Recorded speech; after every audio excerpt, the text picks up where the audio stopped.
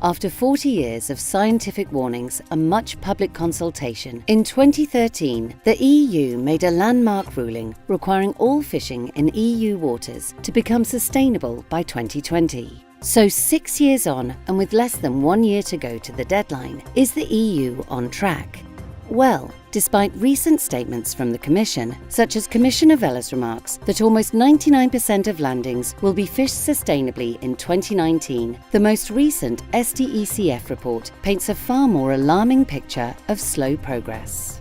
According to the report, only 59% of assessed Northeast Atlantic fish stocks were being managed sustainably. So why is there such a difference in the data? Is the Commission guilty of greenwashing the figures to appear as if the EU will hit the 2020 target? Firstly, the Commission is focusing on volume of landings instead of number of stocks. This way, small stocks with low landings are basically ignored, even though the EU law states that all harvested stocks should be fished sustainably. And secondly, only stocks exclusively managed by the EU are being measured, despite the fact that the EU shares many with Norway.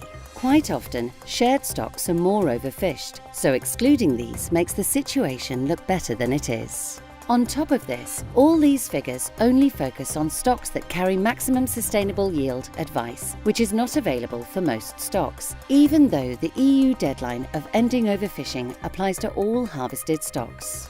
All this points to a disappointing greenwash by the Commission that makes it look like the EU's work to end overfishing is already done. This makes it even easier for fisheries ministers to continue setting unsustainable fishing limits at their yearly council meetings.